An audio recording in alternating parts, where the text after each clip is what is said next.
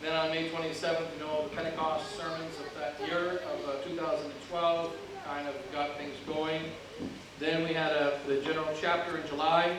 After the general chapter, when we read the general chapter statement, coupled with the 6 conditions that were attached to it, it was clear that there was a new theology of the society. And one of the things that made 2012 very easy for us is that it was so abundantly clear.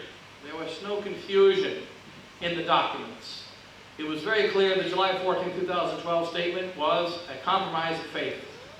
And then this was especially when it says that Vatican II remains tainted with errors, which means there are no errors in the council.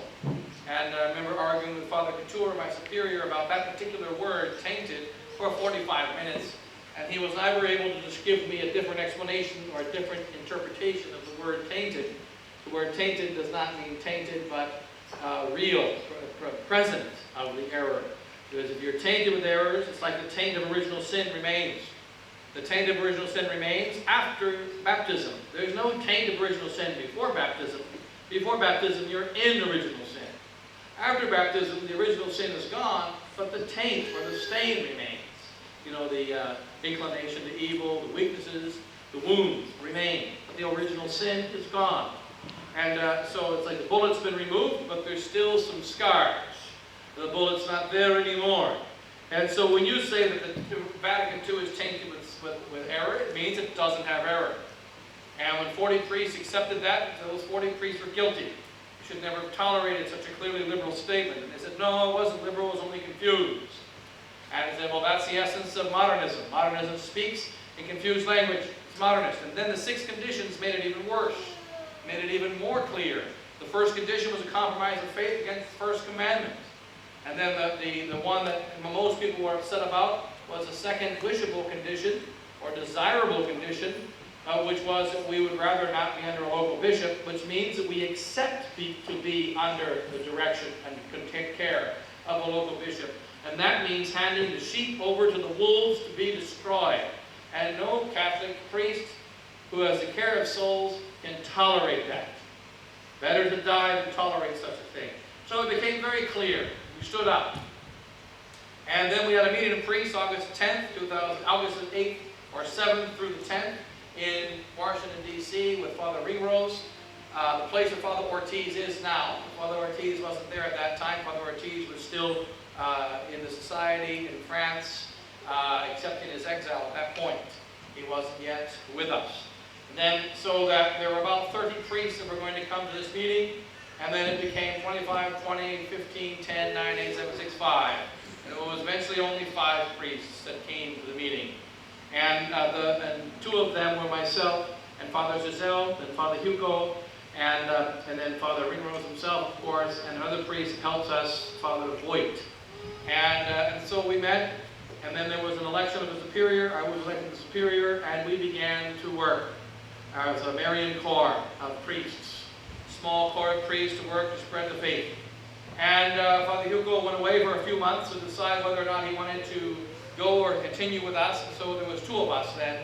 Father Voigt stayed in Kentucky for a short time, stayed in Kentucky for a little while. Father Ringrose, of course, remained in his parish doing as he has always done. So it ended up being 2 of us. And we began our first Mass. Father Giselle I went around America briefly. Father Giselle went to France to speak to the priests in France and to meet with Bishop Fillet, which he did. And at the conclusion of his meeting with Bishop Fillet wasn't very happy, but he had to admit some things, some true what Father Giselle had to say. But at the very end of the meeting, Father Giselle said, Your Excellency, we will take all the priests that you send us. And he's been sending us priests ever since that day. And so the priests are still being sent. Father Pfluger prophesied that the sending would continue in January of this year when he said there's going to be a continuing purgation of priests. The society is being purged of unwanted priests and unwanted troublemakers who don't have the right spirit. And the purging will continue. So it's like my brother's t-shirt. The beatings will continue until attitude improves. And so the beatings will continue until the attitude improves. And so they're not going to stop the beatings, not going to stop the condemnations. We went to the Philippines, our priory, where we were our headquarters, and our headquarters Singapore. We went to the Philippines, Manila.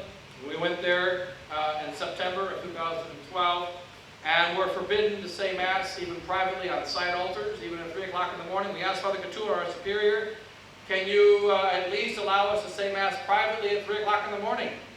Nobody's going to be there, except for a couple of mosquitoes. Let us say Mass on the side altars at 3 o'clock in the morning. He said, no, you cannot say Mass even on the side altars, even at 3 o'clock in the morning. You cannot say the Mass even privately on the side altars. We're forbidden. And so Father Giselle said Mass in the streets. I would say Mass in my room with the Mass kit. We both had Mass kits because otherwise we would not have been able to say Mass. They locked the sacristy, didn't allow us to take the chalices and so on. But of course, once they said we couldn't say Mass, we weren't going to go in and do otherwise. But Father Onoda, to be on the safe side, to make sure we didn't go in, because remember we're priests there, we have the keys.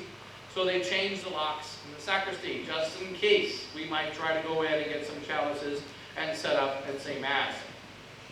So we said Mass in the streets. And on that Sunday, September the 16th, we had the first public Sunday Mass, so to speak, of the Resistance. 2 Masses with 1 faithful. And the 1 faithful was my secretary, Adette Ferenco. And we had she was at both Masses, and so Father Hugh Giselle said the first Mass, and I served his Mass, and he said the second Mass, and he served my Mass. And we said Mass in the streets, right in front of the church at the time of the High Mass on Sunday. And one of the faithful that walked by that day now built a priory for Father Giselle. We had never spoken to her before that day. She knew who I was and knew Father Giselle a little bit, but we did not know them because we never said Mass in Manila. Our territory was outside of Manila. Our territory was elsewhere. We would be based there, but not say the Masses there. So we didn't know the people of the Manila parish. But one of the faithful walked by that day, said, you know, I've got a little chapel in my house. The priest shouldn't have to say Mass in the streets. And so we got one of her friends that she knew, that used to be one of my parishioners who knew me, now in the southern part of the Philippines, would contact me and try to find contacts. He would tell Father Pfeiffer that he and Father Giselle can say Mass at my house tomorrow.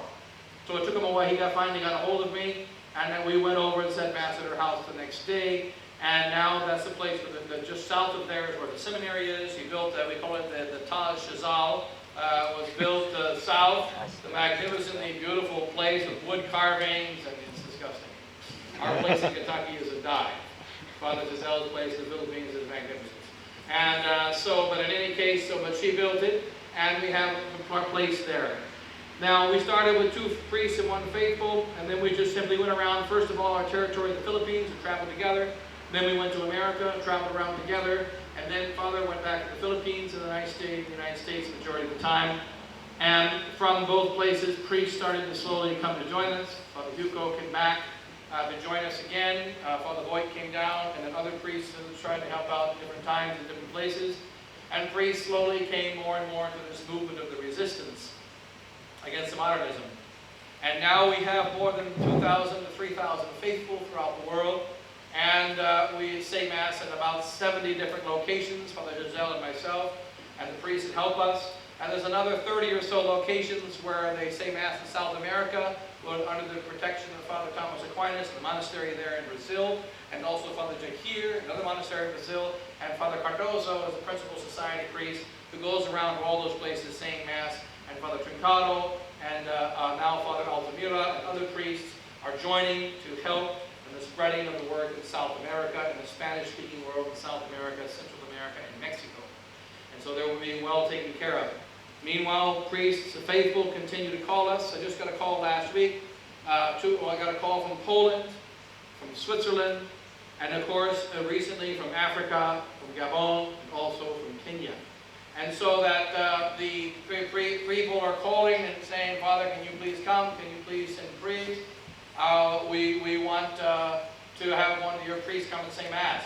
We went to say Mass in England, also in Scotland, and in Ireland, where we have places now, and Hanover, Germany, and so on. And so that some of the local priests have not yet taken over some of those places, most of those places. We're hoping local priests can come and slowly take over these places. But Providence has arranged that somehow we continue to grow. against all adversities. We're just looking at the orbits, at the airplane tickets. We're trying to fulfill all our plane tickets. And in the course of this last year and a half, we purchased more than 450 airplane tickets. And so tickets going everywhere. Most of the tickets for myself and for Father Hugo, and a few for Father Giselle. This doesn't count Father Giselle and all of his tickets and all the travel that he's doing. It does not count. Including them, we're going to be over 1,000 tickets in the course of a year and a half. And of course, one of the things that Father Couture pointed out in the very beginning, he told the people in the Philippines, why are you following Father Giselle and Father Pfeiffer? Why are you following them? Because they were the priests here and so on. But you should not follow them because they have to go back. Father Giselle's got to go back to France. Father Pfeiffer's got to go back to America. It's very expensive plane tickets to fly back and forth. They're not going to be able to come back. They're not going to be able to give you the Mass. So you're going to be following and supporting them, and they're not going to be able to come back. Well, we've come back, and we've come back, and we've come back, and we've come back. One example, for instance, it was Father Thomas Aquinas and Father Jahir and others in South America, even though they're being taken care of, really wanted us to come and visit. So Father Hugo and I were going to come and visit Brazil, and also visit Ecuador, and then later on we went to visit Mexico, and to see our friends down there and to meet with them.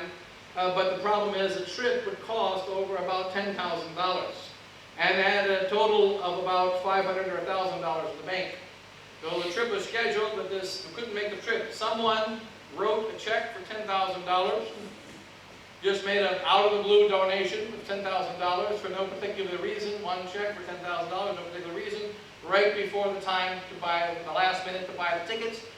We made the trip, didn't have to cancel anything. It was the only trip where we said, well, I guess we're going to have to maybe not be able to go. But so far, no Masses have had to be canceled. And we always are running low, but we continue to go from place to place, able to celebrate the Mass. And God is providing, and Our Lady is providing. And so we continue to go. And we still have the same stability we had a year and a half ago, which is none. We still don't have any properties. We still don't have any stability. We live in our suitcases and so on. And yet, we continue to go. The faithful continue to provide. And we have started a seminary in Kentucky and also a little seminary in the Philippines. And then also Father Cardozo is beginning to train pre-seminarians down in South America. And so that we have the beginnings of future priests. There must be future priests. Because no matter how young we are, recent surveys have shown that priests are mortal. And that they're all going to die. And when the priest dies, there need to be young priests to take their place. And so therefore, and God will decide when the world's going to come to an end. He's got that schedule and He hasn't given it to us. So therefore, we have to continue. We have to continue. And when the day of the world's ending comes, we need to be found working in the Lord's vineyard. And it doesn't matter then what day He decides for it to come. And then of course, there have been many conferences. You have the Father Theman talk, which I guess has been spread all over the Philippines. Father Giselle expresses great gratitude to Father Theman. Father Theman is a priest who's been responsible for helping us get at least 200 to 300 more souls within the resistance. So he's been very helpful because his talk against the resistance exposed the liberalism within the society, exposed the modernism within the society, and exposed the weakness of the new society's position. And so Father Theman was a great boon to the resistance. His sister comes to our Mass sometimes, and I told her, make sure you tell Father that we're grateful. And we're very grateful for his talk. One of our guys in the Philippines who was not always waffling back and forth and back and forth and back and forth like a windmill, he read Father Theman's talk, and now he's confirmed. And now he's 100% with us, no more like a windmill. So we're grateful to Father Theman. And because the thing is, we stand upon the truth. Truth is what we stand on. And our strength is only in that. And the Society of St. Pius X, for the last 40 years, has only been able to stand because it stands on the truth. One thing about the Society of Priests in general is that we're all pretty much incompetent. And that's something that's been the case since the beginning. We take a class in the seminary called Good Decision Making. If you pass the course, you're expelled. You have to be a moron. You have to make stupid decisions. You have to be an idiot or you can't get ordained in the traditional SSPX. You've seen all the young priests in the society over the last 40 years. And yet somehow the society has continued to grow. Somehow it's continued to remain stable. Why? Because the stability and strength of the society in Pius X is not in its priests. It's in its faith. And that's what's needed for our times. We don't need perfect souls in these times, though we must always pray for them. We need souls of faith, even if they are weak. This is a time in which the faith is being very strongly assaulted on all sides. And there are many good men, spiritual men, who are falling for the liberalism. And these are not going to be blessed by God, except minimally in themselves because of their good intentions. But they shall not be blessed by God in their work. God blesses the work of the true faith. The work that's the work that's going to be blessed. And so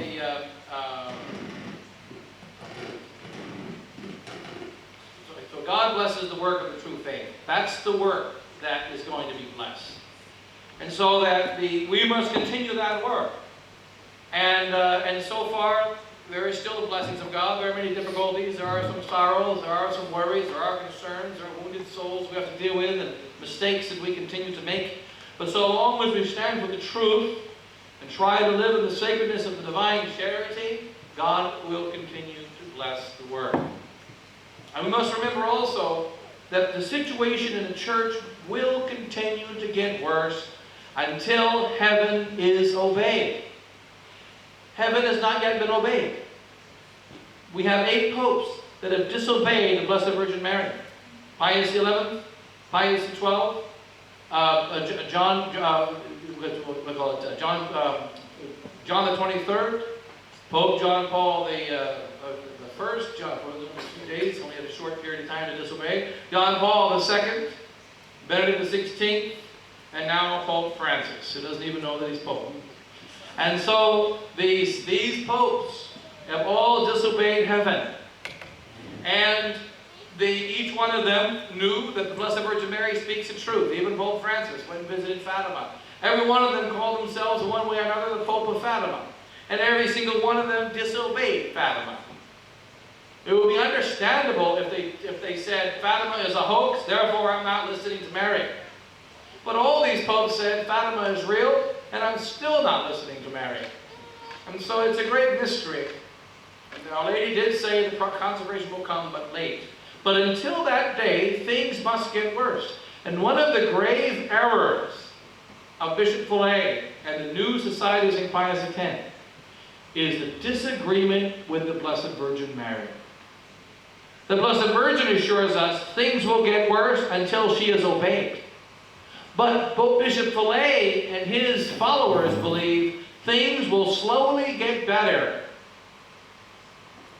And then will come the victory. Like taking pills to overcome cancer, like natural medicine. You're sick, you're really sick, and then you're less sick, and then you're a little bit better, then you can walk around, and then you can go out in public once in a while. Next thing you know, you're finally, after 400 years, healthy. But Our Lady has said, this is not the way that the health will return to the church in this crisis. It will be an immediate return. It will be a miraculous return. It will be by the power of heaven. And it will be at the moment that things are the worst. So one thing we can know with certainty, if things are truly getting better, then we are getting further away from the victory of Mary. The only way in which we can know that we are getting closer to her victory is that things are getting worse. Then we know we're getting closer to her victory. Because that's what heaven prophesied. And it is a great attack against the Blessed Virgin that the priests of the Society of St. Pius X and many modern traditional priests who say the Latin Mass do not speak of Fatima and do not believe fully in Fatima anymore. It's only a private revelation and so on. This is one of the errors. And then, of course, there's this false marriage. The false marriage. The priests of the Society and the new Society of St. Pius X want to have a marriage with modernist Rome. They want to have a marriage with false philosophy, as what St. Pius X calls it, beshending. paragraph 40 and 41 of Pascendi. He speaks about the errors, the causes of the grave heresy of modernism. And the last thing that he mentions is the intellectual cause. The first cause is ignorance, intellectual cause. And the second intellectual cause is a false marriage between the faith and false philosophies. And this is the marriage that Rome is asking for the Bishop Vallée. Let's have a union. Let's sign a contract. Let's make a deal. And in this contract, in this marriage, we will be united with you, and then it'll be like a real marriage in which the wife, for the next 50 years, tortures the husband. And the husband, for the next 50 years, is tortured by the wife. Tortures the wife. And so what happens is that that's marriage. And we want to have a marriage. The woman, when she goes into the marriage, she marries the most worthless guy in the world and says, I'm going to change him. And that's why she wants to marry him, in order to change him. And Bishop Vallée wants to marry the Pope. He wants to marry the church in order to change it. I'm going to marry the modernist church, and I'm going to change it. You don't understand. You don't know the modernist church like I do. Isn't much different than a young girl wanting to marry a guy who just got off parole. There isn't much difference. And St. Pius X speaks of it. Now this false marriage they've been trying to have for the last several years, at least since 2001, when it was visibly spoken of for the first time in a public manner by Bishop Vallée and his followers. Now in 2012, we've been mentioning this in each place in the last few weeks, 3 different priests called me up in the last few weeks. I don't follow these things. I don't pay attention to the internet. I don't follow that stuff on the internet. We're busy running around dealing with souls. The internet I don't really like or care for. Nonetheless, it's a tool that can be used by God in our times. But I don't follow it. However, several priests told me in the last few weeks. One of them called me up and said that he was ordained in Rome, and conditionally reordained within the Society of St. Pius X as one of the friends of the society, and now he works strongly with the resistance. And one of these priests called me up and said he has an Italian priest friend in the Congregation for the Doctrine of the Clergy. And this Italian priest friend called him up in the last few weeks. And he said at the end of January, at the very beginning of February, there was a really fat priest from the Society of St. Pius X who came to the Congregation for the Clergy, and there were 4 long meetings in 3 days about the union with Rome. And in that meeting with the Congregation for the Clergy, they were discussing the practical details of the practical status of the society after the union with Rome. And the scuttlebutt in the Congregation for the Clergy was the union should happen before August 2014. The fat priest was Father Ramon Angles, who was originally a priest in St. Mary's, Kansas for many years in the Society of St. Pius X. He's now stationed in Dublin, and he was also seen by the Irish ladies tell me he was gone from Ireland at that time at the end of January, and he was seen also walking around the streets of London, streets of Rome at the end of January as well. And that he's the fat priest who is one who represents the Society of St. Pius X in the dealings with Rome. He was at the General Chapter, though he shouldn't have been at the General Chapter in 2012. He's not one of the top 40 priests of the Society of St. Pius X, but Bishop Vallée allowed him to be at the General Chapter as the canon lawyer advisor.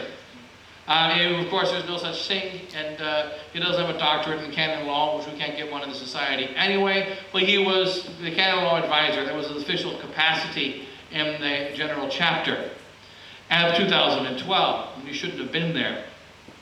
So Father Angles is that priest, and that they talked of this deal with Rome. Father Pfluger said to some French priests and also to some German priests. I got another report yesterday from a German priest repeating the same thing that was told to me by a Belgian priest, and that is that Father Pfluger told some priests in Germany as well as in France that the deal with Rome will be completed before the end of this year, 2014.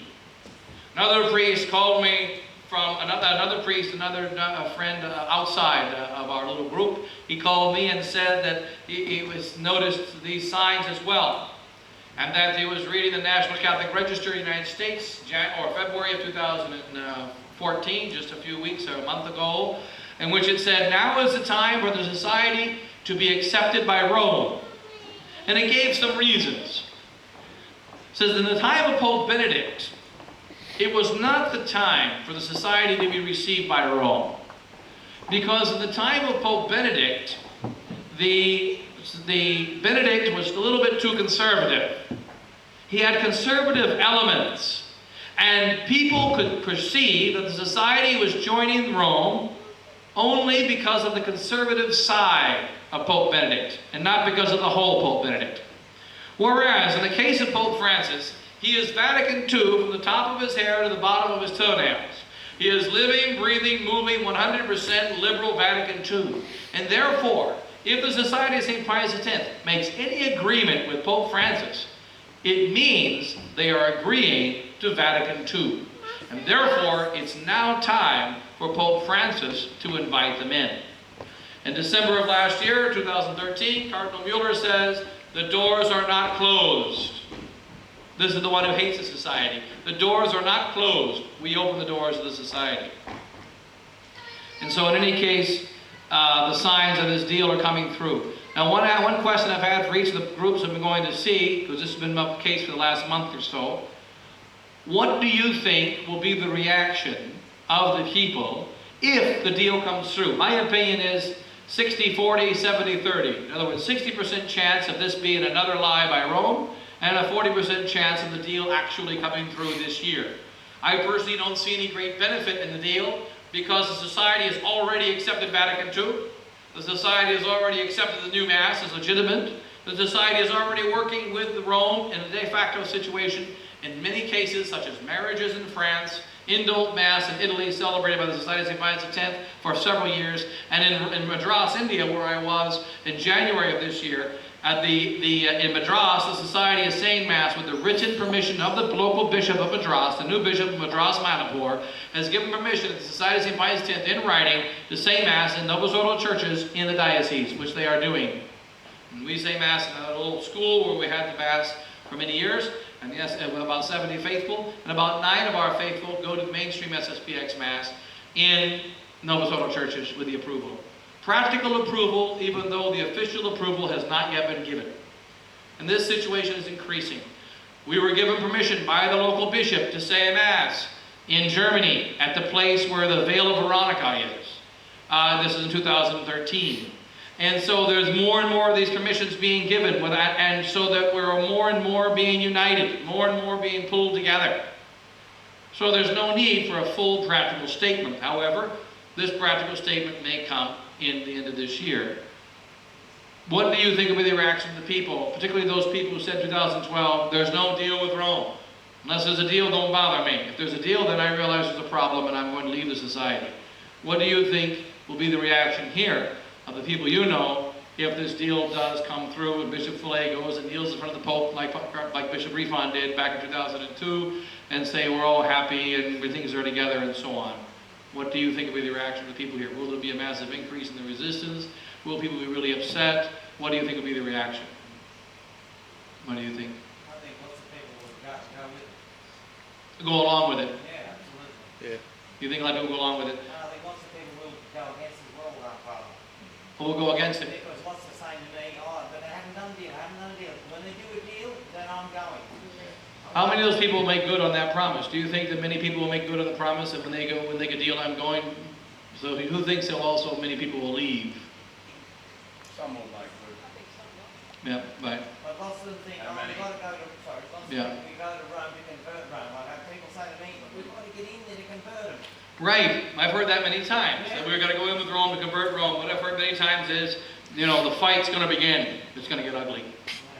But we're going to have to go in there. We're going to have to go into the dioceses. We're going to have to go into the parish where the people don't like us. They're going to have an indult Mass. They're going to have a lot new Mass. And we're going to have to go in and try to convince them to accept the truth. It's going to be the real fight. We don't know what a fight is yet. But when we go inside, it's going to be a real fight. That's the real battle. How many of you heard that? Now, how much of it do you think is true? Right? A lot of people have a lot of personal trust in Bishop today. Yeah. It's like if you say anything against him, well, how dare you you think you know better than him. So they have a lot of personal trust. So Yeah. they'll go a lot quicker. Yeah, you see that the personal trust. I remember in '88. I mean, who of you remember? How many of you were within tradition in '88 when we had the consecrations? Some of you were there in '88. I remember in '88. It was all about preserving the Catholic priesthood, preserving the Catholic faith, making sure that there's going to be future priests. You can't have future Catholic priests without a bishop. Our Catholic bishop is 80 years old. He's going to croak. We need a younger bishops who are Catholic, younger bishops who have the Catholic faith, who are going to ordain Catholic priests to preserve the Catholic priesthood. That was what it was about. It wasn't about, I didn't know anything about Archbishop Lefebvre, other than he was the superior of the Society of St. Vincent. I did not know that he was the advisor of the Pope, that he was a Holy Ghost Father, that he founded all kinds of seminaries. They didn't say, trust Archbishop Lefebvre. You gotta trust the Archbishop. He's got 40 years of missionary experience. He built churches in Africa. He consecrated bishops. He opened seminaries. He did so many things, and you gotta trust his judgment. I heard that argument 0.00 times. I thought of it 0.0 times. Many people had a hard time pronouncing the name. This guy who's going to consecrate the bishops to save the priesthood, his name is Archbishop Lefebvre, something like that. I forget his name. But we've got to save the priesthood. And we need a Catholic bishop. And it wasn't about that Catholic bishop. It was about the priesthood. It was about preservation of the Catholic faith, Catholic Church. And it was not about saving the SSPX. As was stated 25 years later in the Angelus magazine, and stated in Dici.org, and stated in that very deceptive documentary about Archbishop Lefebvre. How many of you saw that documentary? Very deceptive. One of the statements of, I forget which priest it was, he said, if the society still exists today, it's because of Archbishop Lefebvre consecrating those bishops. In other words, he consecrated those bishops to save his little bitty group. And that is a lie. And had he done that, he would be guilty of mortal sin for having done so. When the Jesuits were suppressed, it was a sin on the part of the Pope. The Pope did evil, and he was bribed to do it by Pombal, the Masonic wicked man in Portugal. And for the sake of bribery, and for the sake of political gain, he suppressed the Jesuits. And that Pope is probably burning in hell right now unless he repented. The Jesuits accepted the repression. They accepted it. Some of this, in South America, they said the Jesuits must be gone from the shores of South America. They must be gone from the shores of Brazil by such and such a date. If any remain, they are to be killed on sight. And they left. Their church is abandoned in the Philippines. Their church is abandoned in South America. But were they really abandoned? No. The Augustinians moved in. The Franciscans moved in. The Dominicans moved in. The Recollectos moved in. And they continued preaching the Catholic faith. They continued giving the faith to the souls. And the suppression of the Jesuits did not mean the suppression of the Catholic faith in Brazil. It didn't mean the suppression of the Catholic faith in the Philippines or in any places where the Jesuits were. The faith was continued, and therefore they accepted the wicked command. However, if Archbishop Lefebvre had accepted the suppression of the SSPX, he would have committed a grave sin. Why? Because suppressing the SSPX meant suppressing the Catholic faith in 1975. It was the only order in the entirety of the Catholic Church that was standing for the clear, unadulterated faith without any compromise. And with the suppression of that society meant the suppression of the Catholic faith. Therefore, he could not accept it. And in '88, had he refused to consecrate those bishops, he would not have saved his soul. Because that consecration was necessary for the preservation of the Catholic priesthood, for the true Mass. And that's what happened. We now find ourselves in a kind of similar time right now. We must maintain the faith regardless. for the sake of the church. And we've got to think in terms of the whole church. I personally think that there'll be very few that react. Very, very few that stand up. Because what will happen is this. We made a deal with Rome. Okay, well, we have bishops. We can always back out. And also remember that we don't know what the deal means yet. Let's see what it means. But if it means compromise, I'm out of here. And then we have to remove the prayers after low mass. Well, the prayers after low mass are not essential for salvation. We didn't have them before the 19th century. Pope Leo XIII added them. You know, I mean, St. Ignatius never said the prayers after low mass. Am I better than Ignatius? I mean, they never said the prayers after low mass before 1899. So we don't have to have them. But if they do something serious, I'm out of here. Now you've got to say the epistle and gospel in English on every mass. Well, that's not totally against the faith, but if they change the consecration, I'm out of here. And every single step, if they have altar girls, I'm out of here. Every step, you make a new condition. That's what's been happening the last 40 years. And it's what's going to continue to happen. We either have to stand for the faith or we don't. Now it's true also, as things get worse, God gives a grace to different souls. So that for one person, step A is enough and they stand for the truth. For others, it's step D. And others, it's step F. And others, it's step W. And so God will have each step, some souls come to the truth. And other souls will disappear. But remember, the church of the faithful must become smaller until the victory of Mary. And we just simply maintain the faith and don't play games with it. We can't play games with the faith. And I don't have to go here, but just want to get a report on how things are doing now. Was it April that I was here last year? What month did I come? It was April. It's been almost a year. And then remember also what happens. When I came in April, we visited these places. I didn't even know the names, the ranks, the serial numbers, didn't know where to go, etc. It was very difficult because I was never here before. But when going to the places and finally being in the places, I said, okay, Father Giselle and I will try to come here at least one of us once in 3 months. That's all we can do. Because we have to be in the other places. And so it seemed as though you would get Mass maybe once in 3 months. And what happened? Somebody decided they didn't like Father Ortiz's visa. And so he was here 4 months. And Father, instead of coming once, Father Giselle, instead of coming once, he was able to come twice. And so you had Father Giselle coming 2 other times after I came. And you had Father Ortiz here for 4 months. And he's only been gone for a month and a half. And now I'm here again. And Father Giselle is going to come next month. Father Valan is working on his visa to be able to come here. Father Valan is taking very good care of the people in India. And he is going everywhere. And he is very busy. He doesn't talk much, but he doesn't sleep much either. He just goes around and does his work, saving souls. And he's always working, always doing something for souls. And he's going to come here also. And so he's finally got his visa, so he'll be able to at least come, maybe stay a month here. Meanwhile, we'll try to cover for his people. India is standing very strong. The Indian people are tough. And also we find the miracle of this event, with regard to the Western world, it's easy I had never come to Australia before. But it wasn't so difficult because being like the Western world, you know there's a hall, you know there's people, they set it up, etc.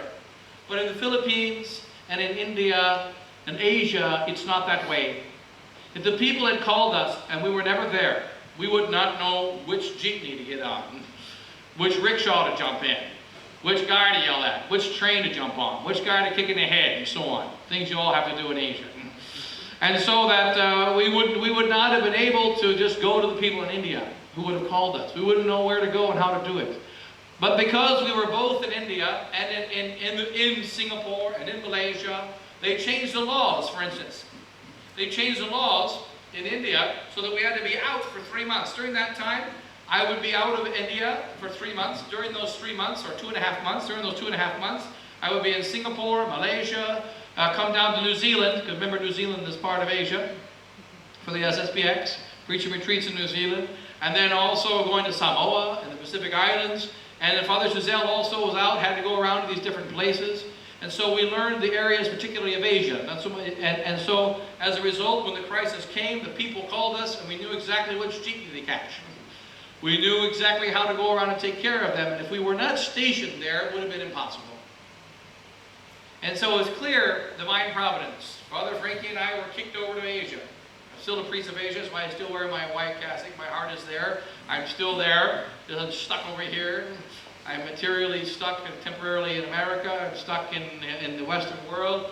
But I was a priest of Asia when I was expelled, as was Father Giselle on October the 3rd, October the 4th, 2012. When we were illegitimately expelled from the society, it was a great day of happiness for both of us when we received that worthless paper. When Father Giselle received it in the normal Frankie fashion, we had a big, huge celebration. The guy who gave the expulsion notice, we had a celebration with. And because Father Couture wasn't there, of course, he's always gone. He was the one who should have given us the expulsion notice, but he's always traveling. And so it was another priest that gave us the expulsion notice, handed it to us in our headquarters in Singapore. So we were there to get our expulsion notices, and we were happy. He was happy. He got on the Feast of St. Francis, his patron. And October the 4th, and I received the Feast of St. Teresa, a patroness of the missions. So we were very happy to receive our expulsion notices on those days. And so and then we continued to work. We've been able to continue to work as Society of Priests. We've been able to continue to work as we've always worked. And Father Hugo, for instance, who hopefully will come here sometime, we go around every week, we travel all over the place, but we do exactly what we've always done since ordination. No real change, except the address has changed. We used to go to only 1 or 2 places every single week, continually traveling. Now we're still continually traveling, but just to more places. But other than that, it's essentially the same. We haven't had a change.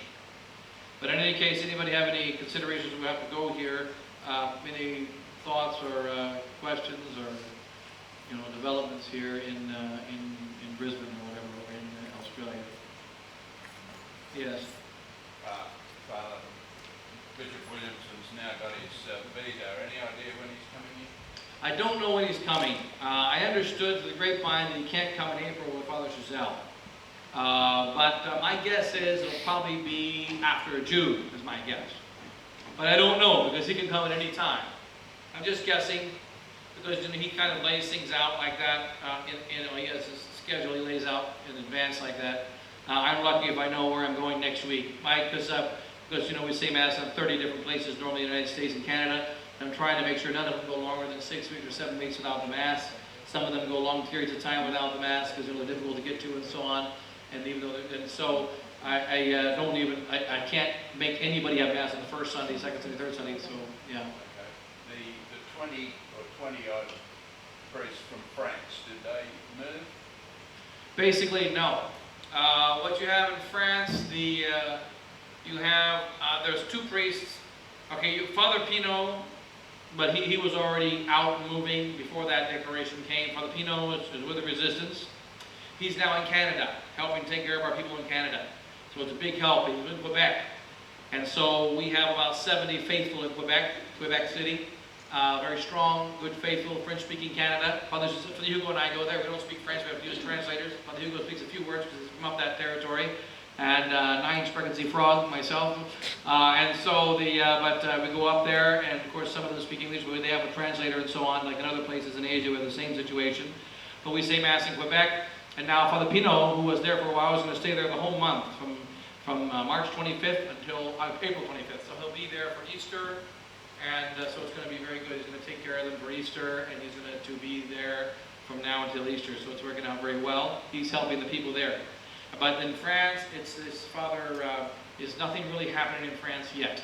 Father Ryu is still doing the same as he was doing before. He's a younger priest, he's good, but he's more of a writer and not so practical in what to do to set up parishes.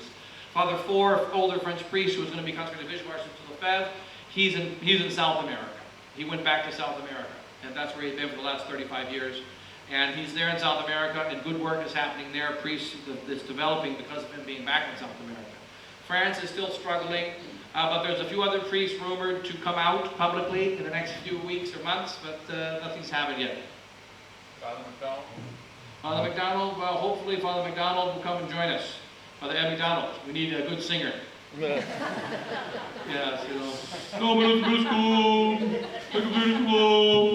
so when I remember when I was, what do you call it, we were in the seminary together. He's 3 years ahead of me. I forget, 3 or 4, 3 years he's ahead of me. We were together in the seminary for 3 years.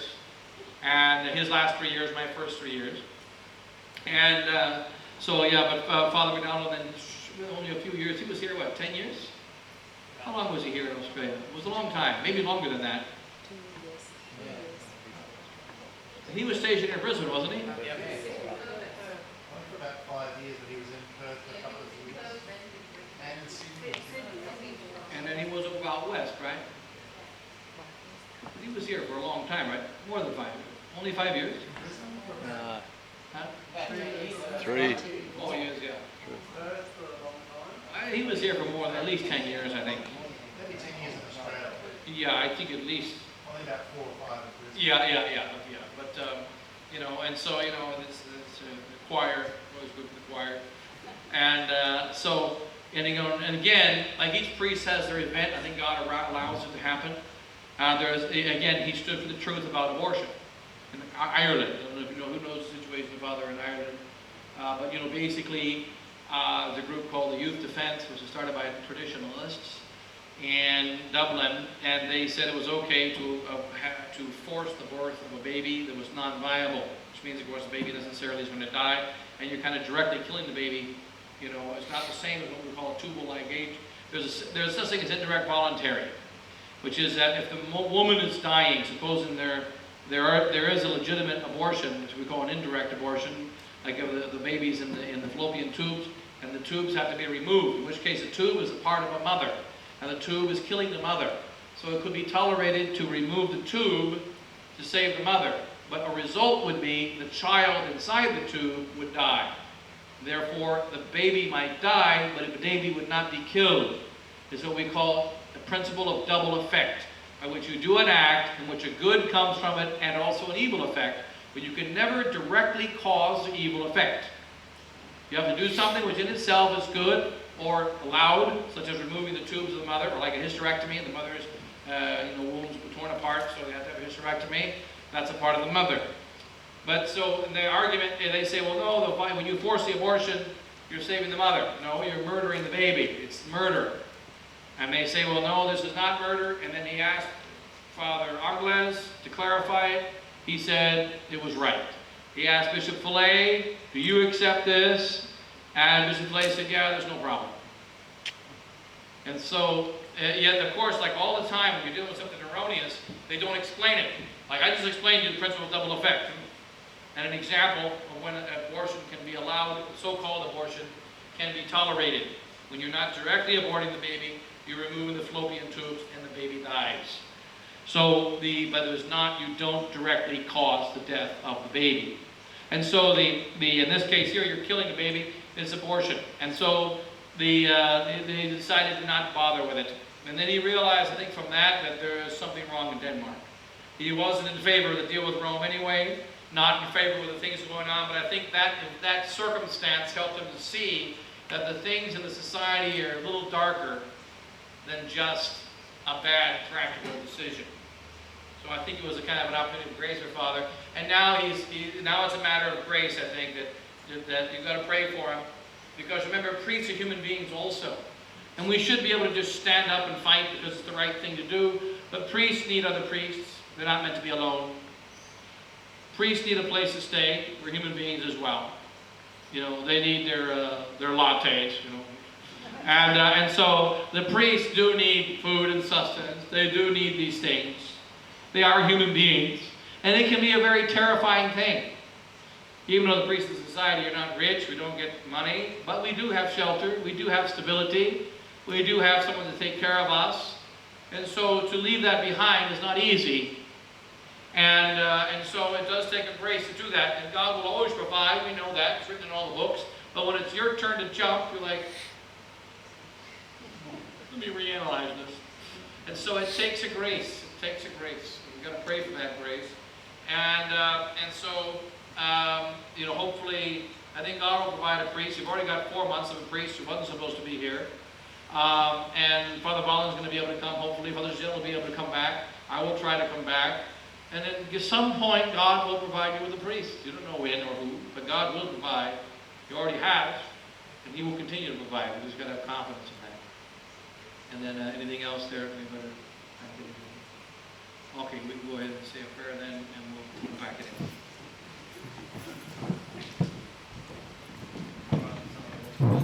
Glory be to the Father, and the Son, and the Holy Ghost. Wasn't in